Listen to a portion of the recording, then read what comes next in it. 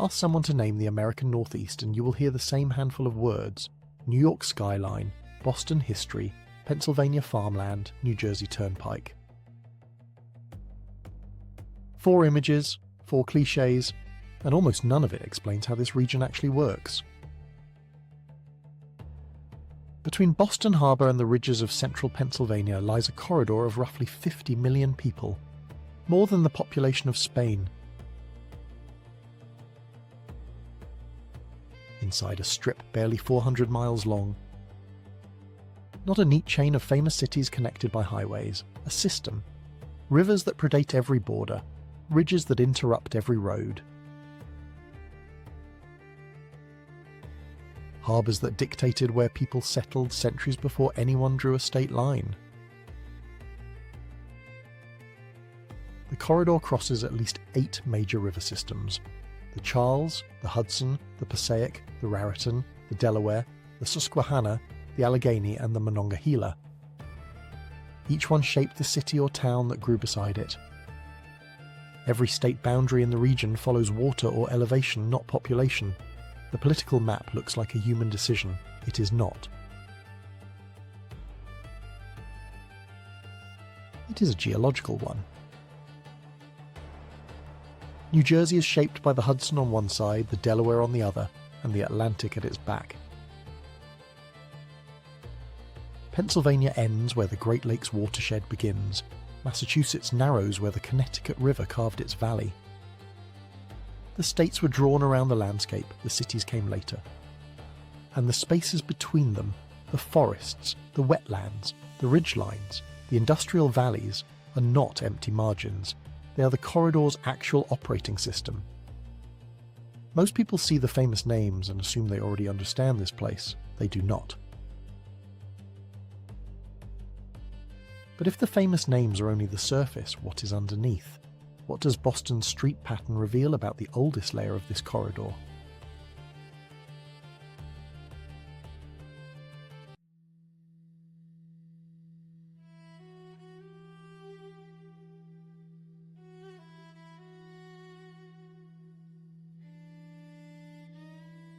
Boston is often called America's most European city, but the label misses the real reason it feels different. In 1630, Boston was not a city. It was a peninsula of roughly 800 acres, connected to the mainland by a single narrow neck that flooded at high tide. Almost an island. Over 3 centuries, landfill projects tripled the city's footprint. Back Bay, the waterfront, even Logan Airport sit on filled ground. But in Beacon Hill and the North End, the oldest streets survive and they follow the edges of a coastline that no longer exists. These streets are not European, they are pre-automotive American. They were laid before anyone imagined a grid, a car or a highway. Livestock paths became lanes. Tidal edges became property lines, and those shapes never left.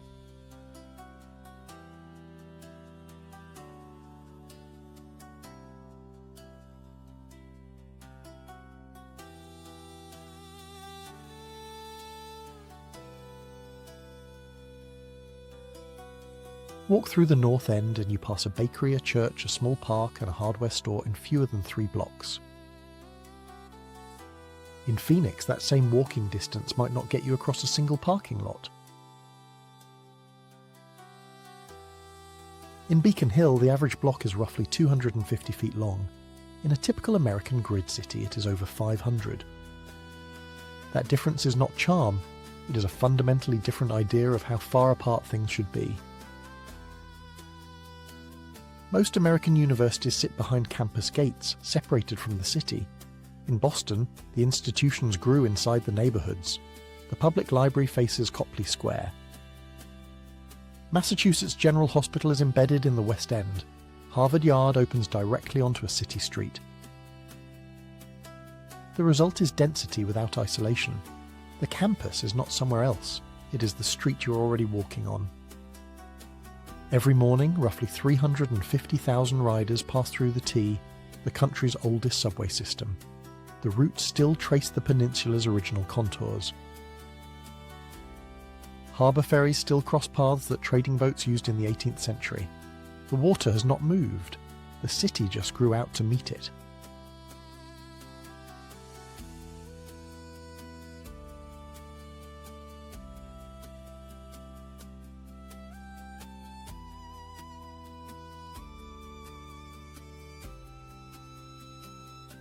Boston did not choose its shape. The harbour chose it, the tides chose it, the livestock chose it, and the city never fully overrode those choices. That is what makes it the corridor's oldest surviving layer. Not European, just older than the American system that came after. Boston inherited its form from water and walking, but 200 miles south a different kind of inheritance is at work. What happens when the world's most famous skyline depends on a state most people drive through without stopping?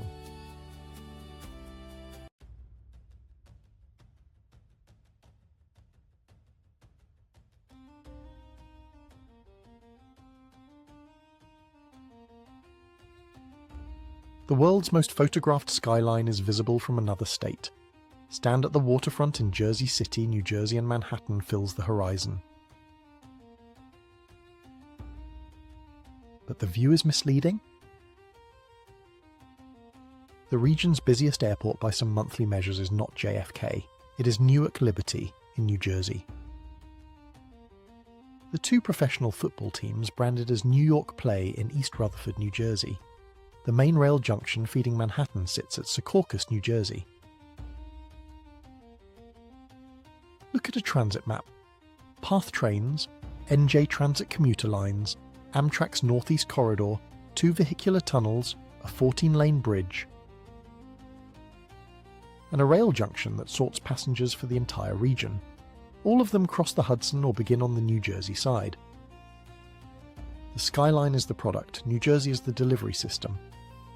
MetLife Stadium seats over 80,000 people.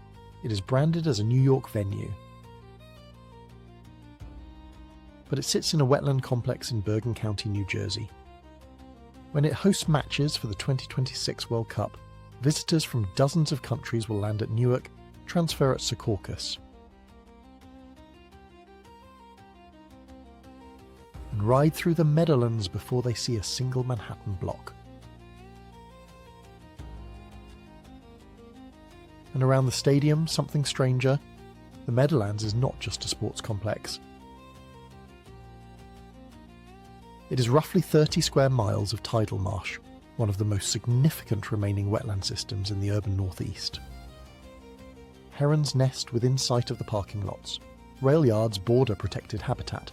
The corridor's machinery and its ecology overlap in ways most visitors never register. Every weekday morning, roughly 300,000 people cross from New Jersey into Manhattan by train, bus, ferry, or car.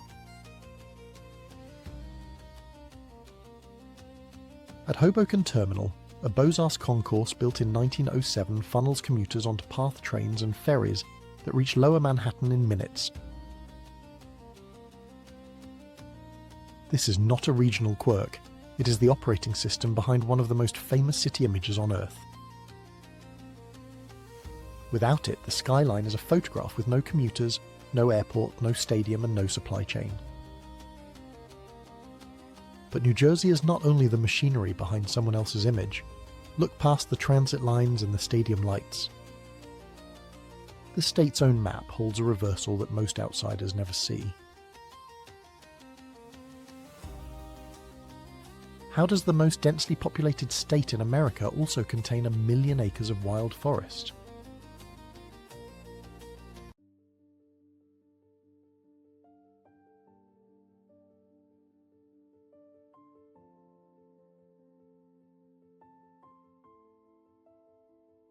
Ask someone what New Jersey looks like and the answer almost writes itself. Highways, strip malls, suburban sprawl, and the view from a car window on the way to somewhere else. The stereotype is not invented from nothing. New Jersey is the most densely populated state in America, with roughly 1,200 people per square mile. Most outsiders experience New Jersey through the Turnpike Corridor, a stretch of refineries, freight terminals, and elevated roadway that reinforces every cliché. But the turnpike runs through only one sliver of the state. The actual map tells a different story. Southern New Jersey is a broad coastal plain covered by one of the largest stretches of undeveloped forest on the eastern seaboard. The northwest corner rises into ridges and gorges, and the northeastern edge is a wall of volcanic cliff face above the Hudson River. This is the Pine Barrens, over 1 million acres of pitch pine, Atlantic white cedar and sandy soil, covering nearly a quarter of the state.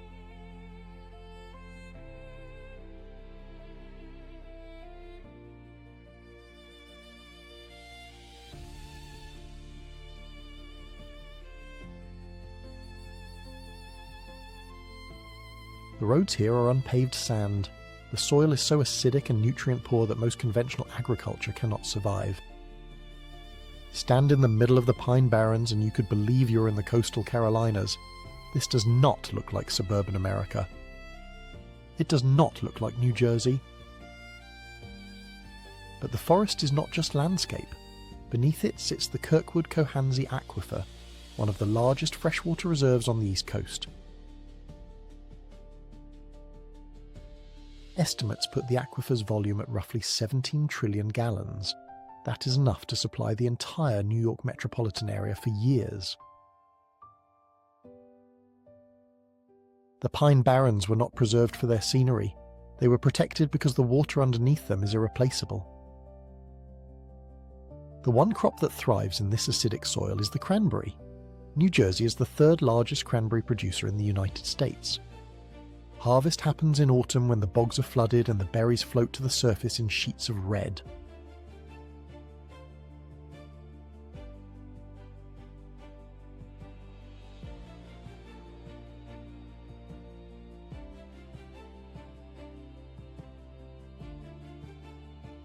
The Pine Barrens also have their own people.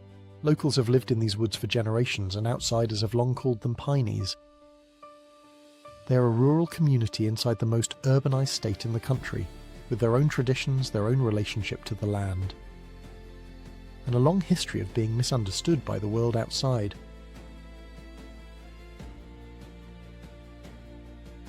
But the Pine Barrens are only the southern half of the surprise. Move northwest and the terrain changes entirely. Along the northeastern edge of the state, the Palisades rise as a sheer wall of volcanic rock above the Hudson River, some cliffs reaching over 300 feet. These cliffs are visible from Manhattan, yet most visitors assume they belong to upstate New York. They do not. They are New Jersey. Further inland, the New Jersey highlands form a chain of ridges and valleys that run across the northern part of the state. This is not rolling countryside. These are genuine ridges, part of the same geological system as the Appalachian chain that runs south through Pennsylvania. And at the state's far western edge, the Delaware River has carved a gorge through Kittatinny Mountain that is over 1,000 feet deep. This is the Delaware Water Gap. The gap sits roughly 70 miles from Manhattan. It is one of the most dramatic river gorges in the eastern United States. And it is in New Jersey.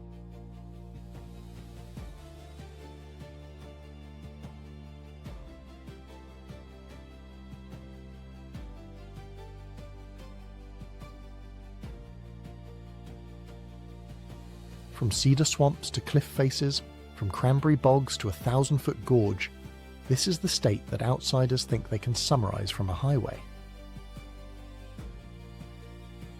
Window. But the forest is not the only surprise. The edge of the state meets the Atlantic in a way that shapes culture, economy, and risk. What does the Jersey Shore actually look like when you remove the television stereotype?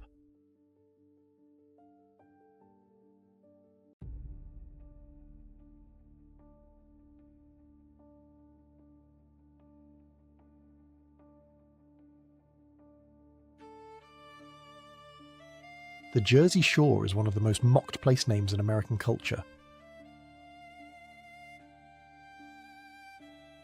The actual coastline runs roughly 130 miles, from Sandy Hook south to Cape May Point.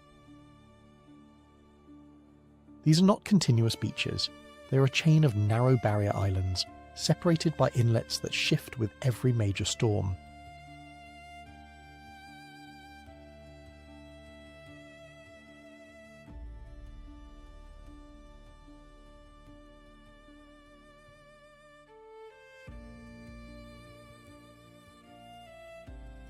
At the southern tip sits Cape May, one of the oldest seaside resorts in the United States, predating the country itself.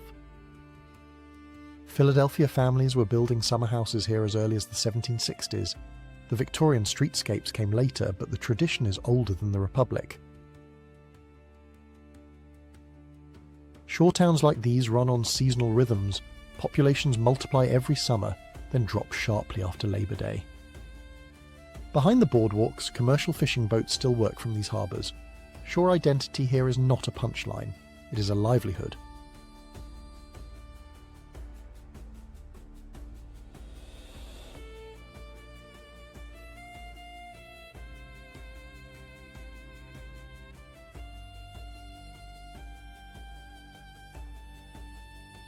These barrier islands are not permanent land, they migrate.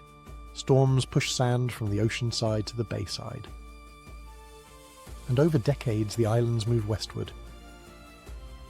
In geological terms, the entire shoreline is temporary. Every house, every boardwalk, every road sits on a landform that is slowly rolling toward the mainland.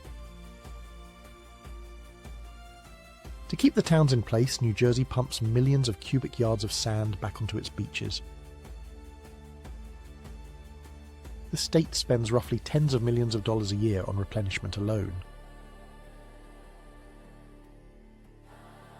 It is an extraordinary act of maintenance, rebuilding a coastline that geology is steadily trying to move somewhere else. Halfway through, it is worth stepping back. This corridor is roughly 400 miles long, crosses 5 major river systems, spans elevations from sea level to over 2,000 feet. And holds more people than most European countries. And yet the default image of this region fits on a postcard. A skyline, a turnpike, a brick building, a farm. The actual geography does not cooperate with those images. Boston follows tidal edges. New York runs on New Jersey's infrastructure. And the shore sits on islands that are slowly walking west. But the corridor does not end at the coast. It turns inland, crosses the Delaware, and enters a state that feels like 4 different Americas in one.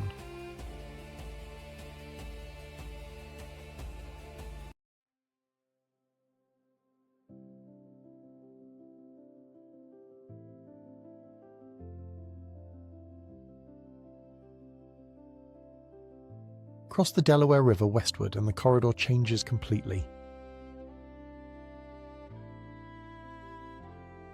Pennsylvania does not have one identity, it has at least 4.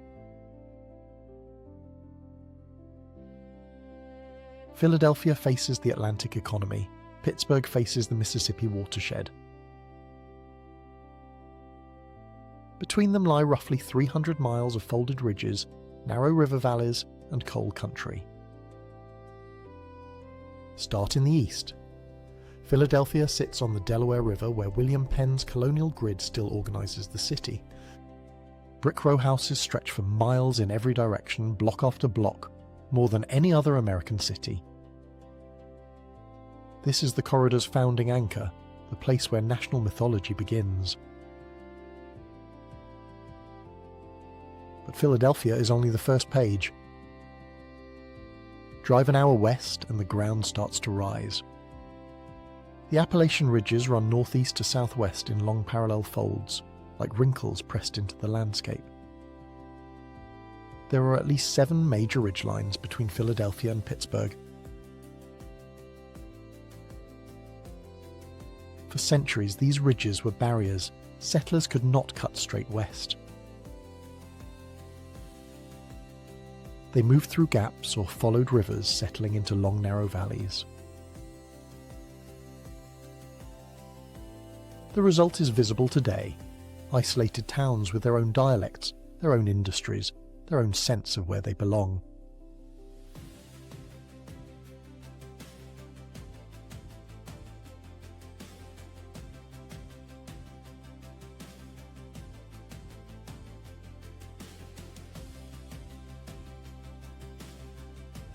The Lehigh Gorge cuts through one of these ridges near the town of Jim Thorpe. The river drops through a forested canyon so steep it could pass for Appalachian wilderness, not suburban Pennsylvania. And near Wellsboro in the north, Pine Creek Gorge drops over 800 feet. A landscape most Americans associate with the West, not with a state they think they already know. Between the ridges sits the coal region. Centralia is the town that has been burning underground since 1962, when a coal seam fire ignited beneath the surface and never stopped.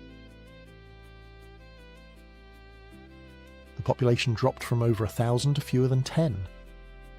But Centralia is an extreme case. Across the anthracite belt, towns like Shenandoah, Shamokin and Tamaqua carry the weight of an industrial era that shaped the region and then moved on. These are not ruins for spectacle. They are evidence of how deeply coal-organized settlement, labor and identity in central Pennsylvania.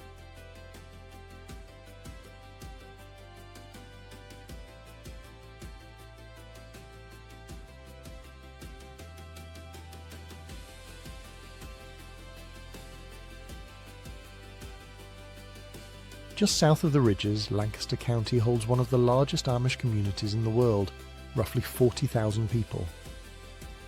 Horse-drawn buggies share roads with modern traffic. Farmland is worked without combustion engines. This is not a museum exhibit, it is a functioning religious agricultural society operating inside the modern corridor. Visible from the same highways that connect Philadelphia to Harrisburg. Now follow the rivers all the way west.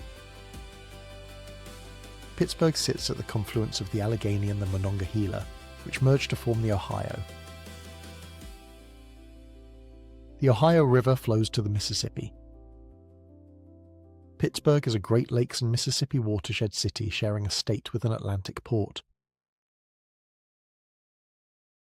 That geographic fact alone explains why eastern and western Pennsylvania often feel like different states.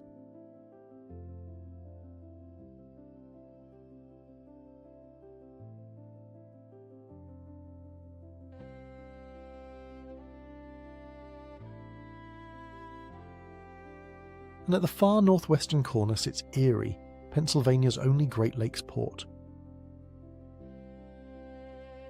Erie faces Canada across the water.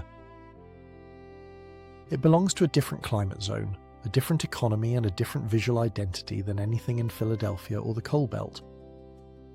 One state, 4 or 5 different Americas. The corridor now stretches from Boston Harbor to Lake Erie. But all of these places share a set of modern pressures that the postcard images never show.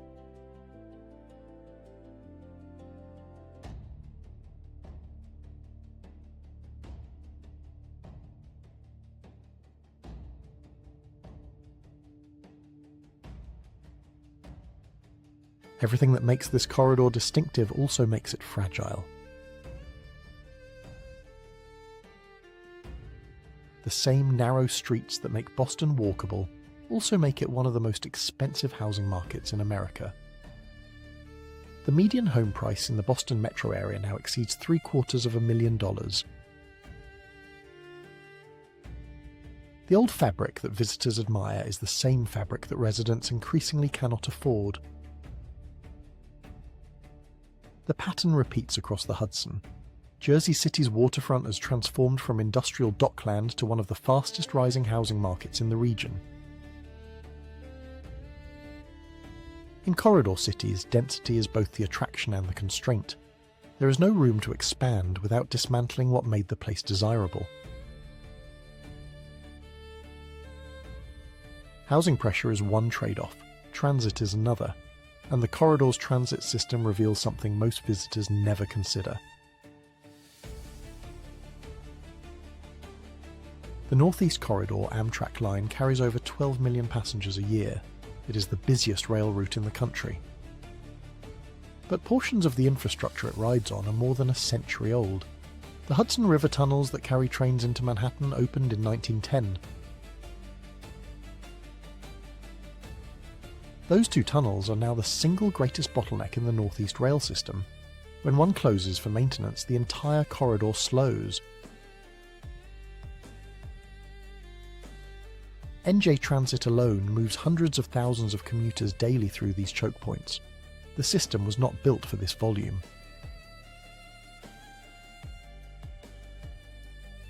In Boston, the MBTA subway system opened in 1897.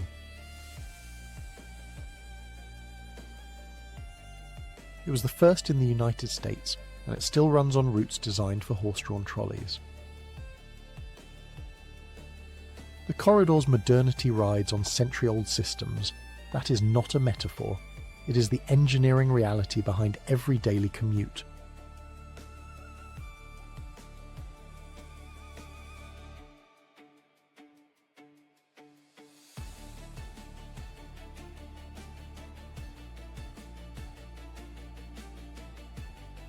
The pressure is not only underground and on the rails, it is at the edges where the corridor meets the ocean. New Jersey spends tens of millions of dollars each year pumping sand back onto its barrier islands. The ocean removes it. The state replaces it. The cycle does not stop. The Meadowlands sit barely above sea level.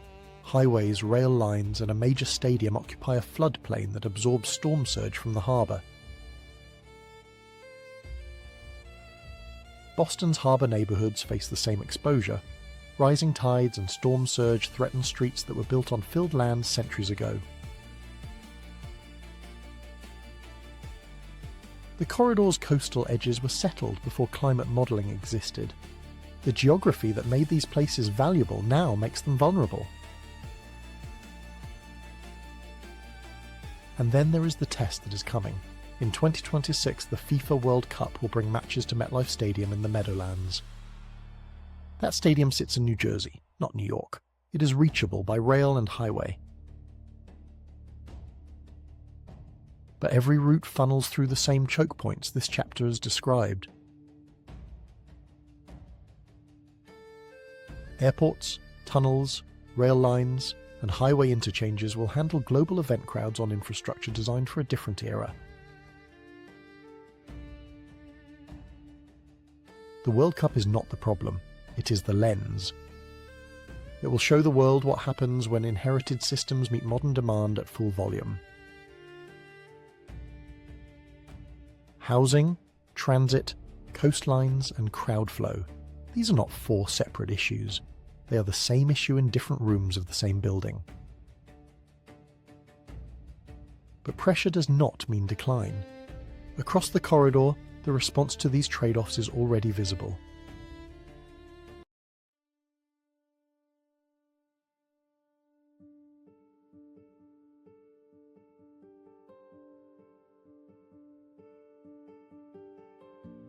The previous chapter showed what the corridor's old systems are struggling with.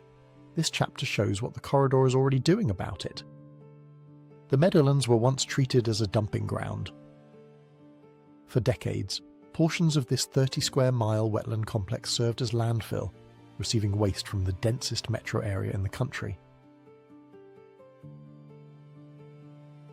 Today, roughly 8,400 acres of the Meadowlands are protected as part of the Richard W. DeCourt Park and surrounding conservation areas. Herons nest within sight of the stadium. The recovery is not cosmetic. Tidal flow has been restored to channels that had been blocked for decades. Native plant species are replacing invasive growth on remediated landfill caps.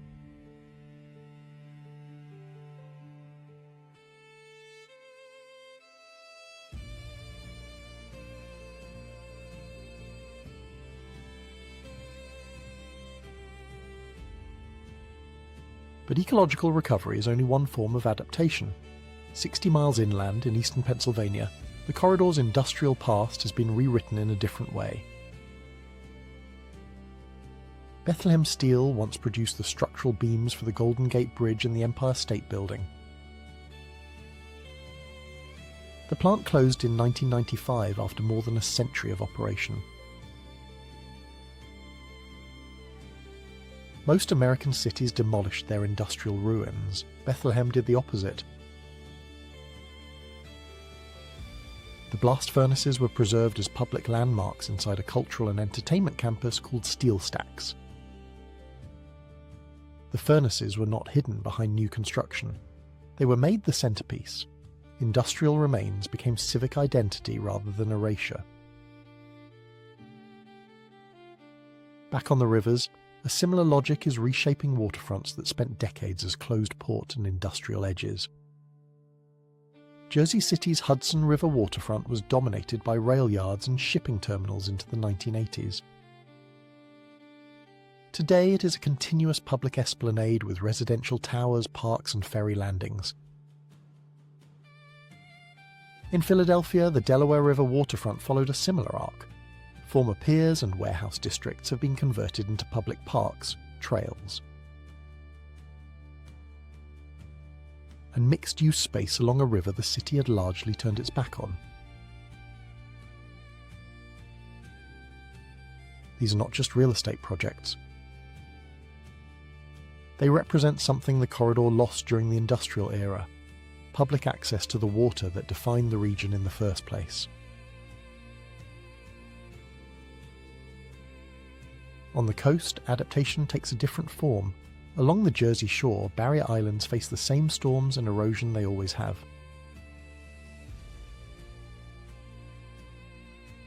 But the response is evolving. Dune restoration programs have rebuilt protective sand barriers along dozens of miles of coastline. Communities that once simply replenished beaches after storms are now engineering dune systems designed to absorb storm surge. In some bayside communities, living shoreline projects use oyster beds and native marsh plantings instead of concrete seawalls. The strategy is not to fight the water but to work with it. The responses vary, but the corridor is rebuilding without erasing its past. It is building on top of it. The corridor is not becoming something entirely new, it is becoming a clearer version of what it has always been. So what does it mean to actually understand this part of America?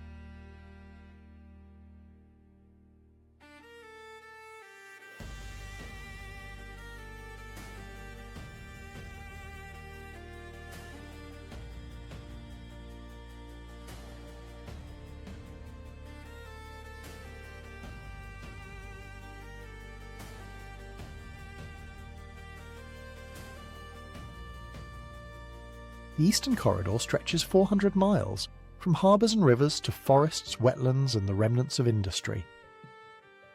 It holds 50 million people, and most of them live on a geography that was shaped before anyone planned it.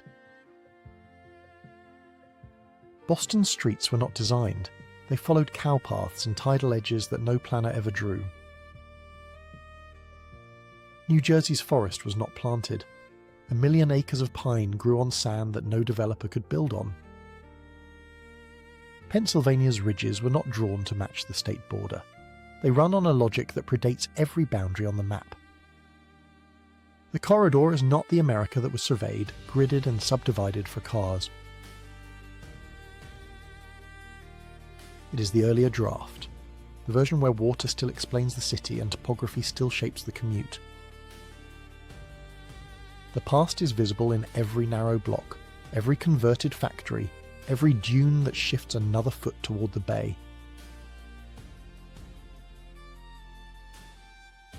That is not nostalgia, it is geography. And geography does not care whether outsiders understand it or not.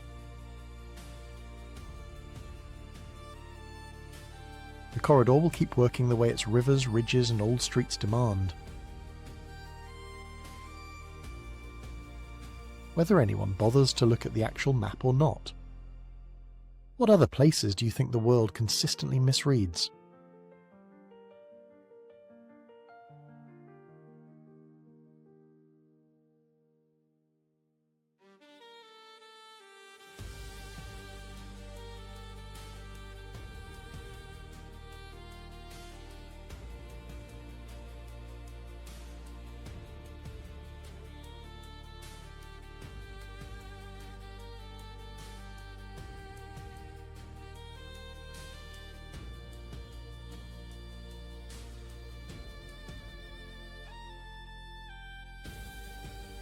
For maps, related episodes and the Travelodic Atlas collection, check the pinned comment.